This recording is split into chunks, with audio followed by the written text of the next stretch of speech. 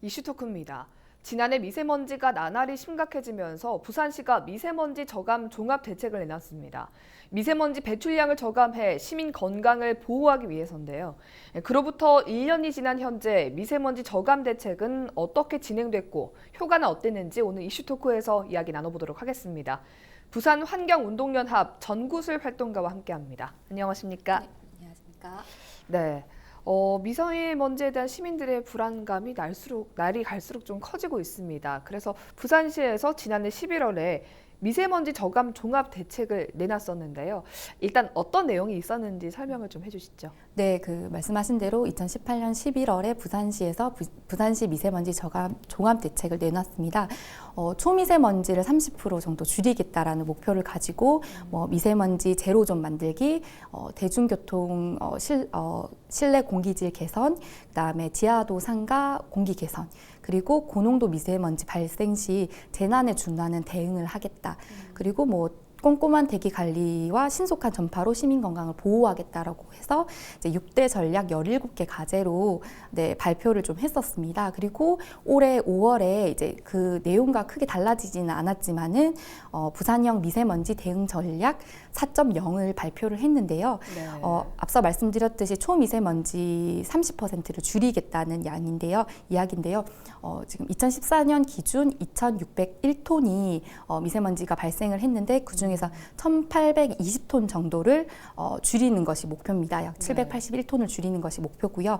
그에 따른 전략은 이제 부산시 같은 경우에는 선박에서 나오는 미세먼지가 거의 50% 정도로 나오기 때문에 선박에 관해서 이제 줄이겠다라는 건데요. 네. 그 항만내를 육상, 항만, 해상으로 구분을 해서 육상 같은 경우에는 노후 화물차, 네. 화물차 출입을 제한하는 거, 그 다음에 항만 내에서는 야드 트랙터나 이런 것들을 LNG 전환으로 하거나 좀 배출 저감 장치를 부착하겠다라는 부분이 있고요. AMP를 설치를 하는 부분도 있습니다. 그리고 해상에서는요, 선박의 황합류 기준량을 3.5에서 0.1%로 줄이고 친환경 선박을 이제 보급하겠다라는 그런 전략을 가지고 줄이겠다는 내용이 좀 포함이 되어 있고요. 네. 또 그 외에도 도로나 공사장 비산먼지를 관리하는 부분, 그다음에 공장에서 나오는 그런 미세먼지를 관리하겠다는 부분, 그다음에 좀 도심 숲을 지원하겠다는 부분, 그리고 시민들이 체감할 수 있게끔 미세먼지 제로존 스쿨을 만든다거나 네. 그리고 실내 대중교통 공기질을 개선하겠다는 내용 등이 포함되어 있습니다. 네. 저감 대책을 발표한 지 1년이 지났는데요. 실제로 그런 정책들이 좀 효과를 봤다고 보십니까? 어떻습니까? 네, 지금 일단은 시행을 하고 있는 것들은 미세먼지 제로존, 스쿨존인데요. 네. 예를 들면 노상주차장, 학교 앞에 노상주차장이 많았는데 그런 것들을 폐지를 하는 걸 지금 시범으로 운영을 하고 있고, 대중교통 같은 경우에는 요즘 실내 공기질 개선하기 위해서 노력을 하고 있고, 버스 정류장에서 아마 많이 보실 거예요. 지금 전광판으로 알림을 하는 등 그런 식으로 좀 알리는 방법과 그리고 지금 조례를 제정을 해서 내년 1월 1일부터 시행할 수 있게끔 하는 것들을 하고 있습니다. 근데 앞서 말씀드렸듯이 사실 부산의 미세먼지 같은 경우에는 선박에 대한 부분이 가장 큰 부분을 차지하고 있고, 실제로 2019년 3월, 올해 3월에 이제 미세먼지와 관련된 8대 법안이 통과가 되었습니다. 8대 법안이 항만 지역 등 대기질 개선에 관한 특별법, 대기관리 권역의 대기환경 개선에 관한 특별법, 그다음 재난 및 안전관리 기본법, 대기환경보전법, 실내공기질 관리법, 학교보건법, 액화석유가스 안전관리 사업법 등 8개가 이제 다 통과가 되고 내년부터 시행 예정인데요. 사실 부산시에서 지금 가장 급하게 해야 될 것들은 이 법이 잘 시행되기 위한 제도적 기반을 갖추는 게 좀 필요한데 좀 그런 부분이 좀 미비한 것 같아서 좀 아쉬움으로 많이 남고요. 네. 특히나 선박에 대한 그런 항만 대기질 같은 경우에는 해수부나 항만공사와 함께 협력을 하는 게 무엇보다도 관건이고 부산시가 정무적인 역할을 하는 게 아주 중요하게 보고 있습니다. 네. 지난해랑 비교해서 올해 미세먼지가 좀 줄어든 편인가요? 어떻습니까? 네, 2015년부터 2018년까지 부산의 미세먼지 농도는 7개 특강여시 중 제일 높았었습니다. 연평균 농도가 가장 높았었는데 2018년도에는 광주보다는 조금 수치가 낮아져서 네. 두 번째로 높은 것으로 나왔지만 그래도 여전히 이제 농도가 높은 수준이고요. 사실 2018년 3월에 환경 기준이 강화되면서 네. 초미세먼지는 계속 농도가 높은 상황에 지금 되어 있는 상황이고요. 네. 사실 전국적으로 연평균 농도는 좀 감소를 하고 있지만 앞서 말씀드렸듯이 환경 기준이 강화된 것만큼 네. 초미세먼지 연평균 농도는 좀 높게 나타납니다. 그리고 부산 같은 경우에는 보통 다른 지자체들은 겨울에 이런 미세먼지에 좀 피해가 심각한 편인데 네. 부산은 여름에도 좀 남동풍 선박에서 나오는 미세먼지가 남동풍을 타고 부산시 시내 안으로 들어오면서 네. 미세먼지 농도가 높고 그러므로 이제 부산 시민 같은 경우에는 1년 좀 연중 항상 높은 미세먼지 농도 높은 상태에서 생활을 하고 있다고 볼 수 있습니다. 네, 뭐 부산시 미세먼지 저감 종합 대책이 올해 안에 이제 시행된 것들 중에서 실질적으로 좀 효과가 있었다고 보십니까? 뭐 미세먼지 아까 제로존 스쿨 같은 것들은 네. 효과가 있었다고 볼 수도 있을 것 같은데 활동가님은 어떻게 보시나요? 일단은 어린이들을 보호해야 되는 부분에서는 이제 그런 제로존 스쿨에서 학교 노상 주차장이나 이런 부분이 잘 폐지가 됐다고는 생각을 하는데 네. 아직도 시민분들 중에서는 네. 학교 앞에 임시로 주차를 하는 경우가 굉장히 많이 있습니다. 그렇죠. 그래서 그런 게 좀 시민분들의 협조가 무엇보다도 좀 필요한 상황이고요. 네. 사실 좀 장기적으로 봤을 때는 여러 가지 환경 교육이나 도심 수습을 이제 좀 공원일몰제와 연계해서 예. 확대를 하거나 그런 것들도 좀 촘촘한 계획 관리가 필요하고요. 사실 저희가 지금 계속 주장하고 있는 동남권 대기 환경청 설립이 이제 무엇보다도 좀 중요하게 보고 있는 상황입니다. 네, 우리 부모님들이 아이들 미세먼지를 좀 보호해주기 위해서 마스크도 씌우고 막 손발 깨끗하게 씻기고 하는데 사실은 학교 앞에 그렇게 주차하는 게 아이들에게 참 안 좋다는 거를 좀 더 많이 아셨으면 좋겠네요. 일단 부산 지역 중에서도 미세먼지가 좀 유독 심한 지역이 있다고 하는데 아무래도 공단이 많은 서쪽일까요? 어딘가요? 네, 맞아요. 네. 네, 맞고요. 지금 사상구, 사하구, 강서구가 네. 가장 이제 높게 나오고 있습니다. 사상구가 제일 높은 것으로 알고 있고요. 네. 말씀하셨듯이 대기 오염 배출 시설 업체들이 몰려 있다 보니까는 공단 시설들이 몰려 있다 보니까는 새 지역이 이제 미세먼지 수치가 높고 예를 들어 사하구 같은 경우에는 뭐 장림이나 신평 쪽 공단 단지뿐만 아니라 또 근처에 신항이 위치하다 보니까 강서구랑 이제 좀 중간 사이에 끼어서 이제 조금 미세먼지 농도가 수치가 좀 높게 나오고 있습니다. 네.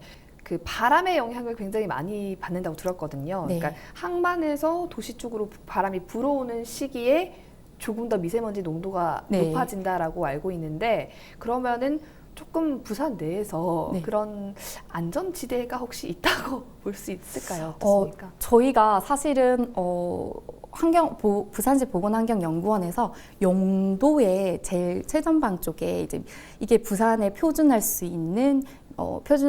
있는 미세먼지 농도가 좀 제일 좋게 나오지 않을까 해서 이제 그 측정기를 이제 세웠는데요. 네. 안 좋게 나왔더라고요. 근데 이유가 이제 그 근처를 다니는 크루즈선이나 아니면 선박들의 영향이 있고요.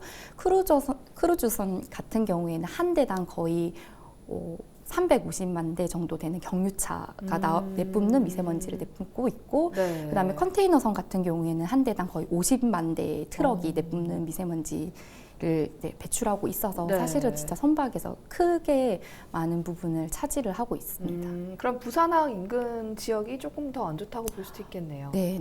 그래서 실제로 뭐 연구 중에 하나는 항만 근처에 사는 주민들이 오히려 뭐 암 발생률이나 건강 보건학적으로 좀 안 좋다는 결과도 있습니다. 네.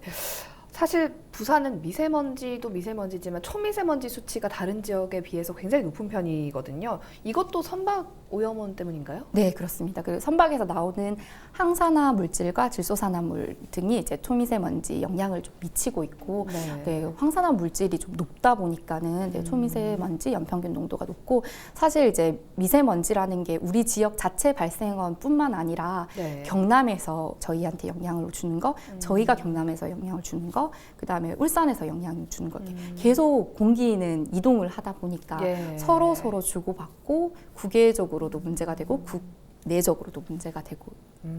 네, 잘 알겠습니다. 이렇게 항만 미세먼지가 심각한 수준인데 부산시 2019년 2차 추가 경정 예산안에서는 이 항만 미세먼지에 대한 대책은 전혀 없었거든요. 이거는 좀 어떻게 바라봐야 될까요? 네. 앞서 설명드렸듯이 이제 항만 쪽에 관할 소관 부처는 해양수산청과 항만공사라는 이유로 이제 부산시에서는 협력을 하겠다, 조정을 하겠다 정도의 역할을 그치고 있는 부분이어서 굉장히 좀 아쉬움으로 적극적인 대응이 없는 것 같아서 좀 아쉬움으로 남고 있고요. 추경 예산을 조금 살펴보면은요, 도시철도 지하역사 공기정화기 노후 송풍기 교체 124억 원, 그다음에 수소차 구매 보조 지원 65억 5천억 원, 그다음에 전기자동차 구매 지원, 미세먼지 타산숲 조성 등등이 있습니다. 근데 사실 이제 수소차나 전기차 구매 같은 경우에는 네. 좀 성과 위주의 정책으로 좀 볼 수가 있는데요. 특히나 수소차 같은 경우에는 충전소나 이런 인프라가 제대로 구축이 되어 있지 않은 상황에서 그렇죠. 네, 수소차만 지원을 한다는 거는 좀 많은 무리가 있고, 그리고 전기자동차 같은 경우에는 이제 재생에너지를 통해서 전기를 공급하는 게 아니라 원자력에서 이제 오는 전기를 공급하는 데에서 또 사회적인 논란을 그렇죠. 야기를 할 수 있기 때문에 네. 이런 모든 것들이 같이 박자가 맞아져서 가야 되고요. 사실 가장 좀 시급하게 오히려 더 영향을 줄일 수 있는 것이 화물차, 항만을 드나든 항물차에 배출 저감 장치를 부착을 하는 지원 사업을 네. 늘리는 게 더 저희는 필요하다고 보고 있습니다. 네. 이렇게 겨울철에 미세먼지가 더 심해지는 이유는 뭡니까? 네. 보통 저희가 이제 봄에 3월부터 5월 때 황사로 인해서 미세먼지 수치가 많이 높게 나오는데요. 네. 겨울 같은 경우에는 이제 춥다 보니까 난방을 많이 떼게 됩니다. 그래서 네. 우리나라뿐만 아니라 중국에 모여있는 도시들이 모여있는 중국 동부, 몽골, 북한에서도 석탄 난방을 떼고, 그리고 저희 한국에서도 이제 석탄 화력을 떼다 보니까 그것들이 합쳐져서 겨울에 미세먼지 농도가 많이 높게 나오고 있습니다. 네. 그러면 겨울, 봄은 황사 때문에 나쁘고요. 네. 여름 같은 경우는 부산은 항만 때문에 나쁘고, 네. 가을철도 그렇게 미세먼지 농도가 좋지는 않은데 네. 이제 사계절 진짜 미세먼지에 안전한 시기가 없을 정도니까 조금 슬픕니다. 네, 그래서 이제 환경단체에서는 동남권 대기환경청 신설을 좀 주장을 하고 있거든요. 필요한 이유는 뭐라고 보십니까? 네, 저희 환경단체 쪽에서는 예전부터 꾸준히 동남권 대기환경청을 신설해야 된다고 요구를 해왔는데요. 네. 사실 지금 수도권 같은 경우에는 대기환경청을 2005년에 만들어서 네, 지금 운영 중에 있습니다. 그래서 수도권 같은 경우에는 1년에 연 예산이 6천억 원, 그리고 61명의 전문 인력이 포진되어서 이제 수도권 미세먼지를 줄이기 위해 노력을 하는데도 그렇게 개선이 잘 안 되고 네. 있는데, 부산 같은 경우에는 지금 18일부터 낙동강 유역환경청에서 이제 동남권 대기환경청 대신해서 12명의 인력이 네, 지금 미세먼지를 공기질을 관리하겠다고 하고 있습니다. 그래서 내년에 대기 환경 개선에 관한 특별법이 이제 통과가 되면은 모든 사업장에서 나오는 133 사업장에서 공장에서 나오는 대기 오염 물질을 총량도 규제를 해야 되고, 네. 네, 항만이나 전국적 항만에서 나오는 그런 것들도 관리를 해야 되고, 종합적인 시선이 필요한데 낙동강 유역환경청에서 12명의 인력으로 하는 데는 사실 정말 많은 부족함이 있어서 예산과 직제가 많이 필요합니다. 그래서 네. 동남권 네, 대기환경청이 필요하고, 특히나 부울경 같은 경우에는 조금 공단도 많이 있고, 네, 선박의 영향 때문에 네. 조금 묶어서 이제 관리하는 것이 필요하기 때문에 저희가 계속 목소리를 내고 있습니다. 그러니까 이제 낙동강 유역환경청에서 이 기후를 업무를 좀 수행하는 그런 기구라고 할까요? 그런 방안을 검토 중이지만 그 동남권 대기환경청에 비하면 너무 터무니없이 적은 인력이 배치되고 네, 네. 아무래도 예산도 그렇게 적게 지원됐고 그래서 이제 반대를 하시는 네, 그렇죠. 거죠. 그래서 동남권 대기환경청에서 지금 이미 이제 18일부터 네. 그걸 발족을 해서 12명 인원이 이제 활동을 하고 있다고. 네, 뭐 활동한다고 하셨는데 네. 그거 말고 또 이제 환경단체에서 좀 동남권 대기환경청을 위해서 어떤 노력을 하고 있는 것들이 있습니까? 네, 저희가 일단은 실질적으로 지난 10월 동안 한 달 동안 미세먼지 관련해서 매주마다 시민들 대상으로 강좌를 좀 진행을 했습니다. 네. 그래서 첫 번째 주는 국가기후환경회의에서 서응원 국장님이 오셔서 이제 미세먼지 바로 보기라는 주제로 강의를 하고, 두 번째는 미세먼지와 건강, 그다음에 세 번째는 이제 시민 원탁 토론을 통해서 이제 실제로 우리 부산 시민들이 생각하는 미세먼지 부산시의 정책 우선순위와 그다음에 시민이 실천할 수 있는 실천 방안에 대해서 이제 네. 토론을 하는 시간을 가졌고, 마지막으로 이제 현장에 환경공단이랑 보건환경연구원을 방문을 했었습니다. 그렇게 이제 시민 교육도 일부 진행을 하고 있고요. 거기서도 이제 동남권 대기환경청이 나와야지만 신설이 되어야지만 이 대기 권역을 관리할 수 있다라는 이제 의견들이 나왔고요. 더불어서 저희는 지금 전국 환경 단체에 모여서 대기 관리 권역을 나눠서 그 미세먼지를 관리할 수 있도록 하는 환경청을 설립하는 것을 의견을 모았고, 11월 20일에는 저희가 그 부울경 환경단체들 모여서 간담회를 할 예정입니다. 그래서 네. 간담회 끝나고 나서는 저희가 부산연구원과 함께 그 토론회를 좀 진행을 할 예정이고요. 그리고 조금 앞으로 이제 환경부에 좀 민원성, 항의성 방문을 네. 좀 계획을 가지고 있습니다. 네, 사실 미세먼지 저감의 가장 효율적인 방안, 좀 단기적인 것도 있고 장기적인 것들도 있는데 어떤 게 있겠습니까? 네, 단기적으로 말씀을 드리자면요. 아까 말씀드렸듯이 지금 노후 화물차나 그 선박을 드나드는 화물차에 이제 미세먼지 저감을 하는 그걸 부착하는 것이 제일 지금 시급하다고 보고요. 네. 동남권 대기환경청을 신설해서 좀 대기 관리 권역별로 좀 이렇게 총량 규제를 할 수 있도록 하는 것들이 필요합니다. 그리고 장기적으로 봤을 때는 이제 좀 공원 일몰제와 연계하여서 이제 도심 숲을 확대를 하는 것도 필요하고요. 그리고 실제로 이제 좀 선진국 뭐 덴마크 같은 곳을 보면은 교통 체계를 개선을 해서 네. 이제 도심 안에는 자동차가 진입하기 굉장히 불편하게 만들어놨거든요. 그래서 대부분 도보 혹은 자전거, 그다음에 버스를 네. 이용해서 다닐 수 있도록 하는 그런 교통 체계를 개선하는 게 또 무엇보다도 필요하고요.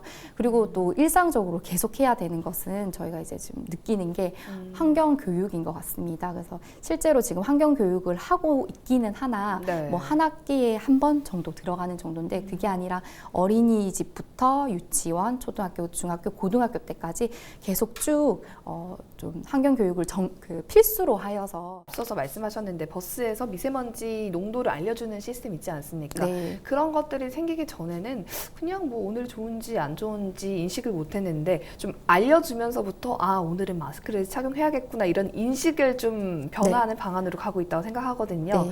아무래도 시민분들이 가장 많이 협조를 해주셔야 될 것 같은데 일상에서 미세먼지 저감을 좀 실천할 수 있는 방법에 대해서 마지막으로 한 말씀 해주시죠. 네, 우선은 아까 혹시나 좀 오해가 생길 수 있을 것 같아서 네. 최근에 작년 정도까지는 마스크를 쓰는 게 네. 이제 미세먼지를 보호할 수 있다라고 이제 많이 알려져서 많이 권고를 했는데요. 네. 사실 좀 어린이 같은 경우에는 마스크를 쓰면 굉장히 답답할 수도 있거든요. 네, 그래서 네. 너무 수치가 높지 않은 이상 계속 별로 그렇게 수치가 높지 않은데도 마스크를 쓰는 건 오히려 좀 호흡기에 더 좀 안 좋을 수도 있습니다. 네. 그래서 최대한 마스크를 쓰는 것을 방편으로는 생각하는 걸 조금 자제를 하는 게 좋고, 네. 민간군인 경우에는 실내 활동을 좀 자제하는 편이 오히려 더 좋다고 네. 보여지고요.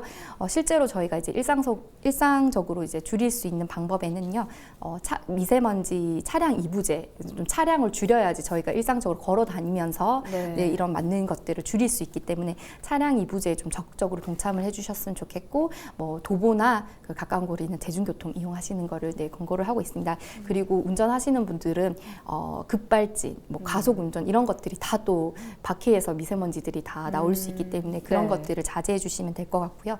폐기물 같은 경우에도 소각을 하면서 다 미세먼지가 나오기 때문에 폐기물도 적절하게 잘 분리 배출을 할 수 있으면 좋을 것 같고요.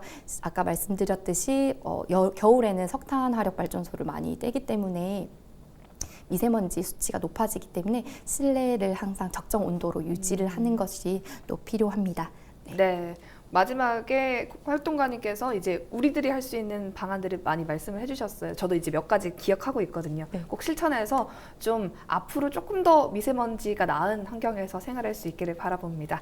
오늘 이슈토크 여기까지입니다. 함께 해주셔서 고맙습니다. 네.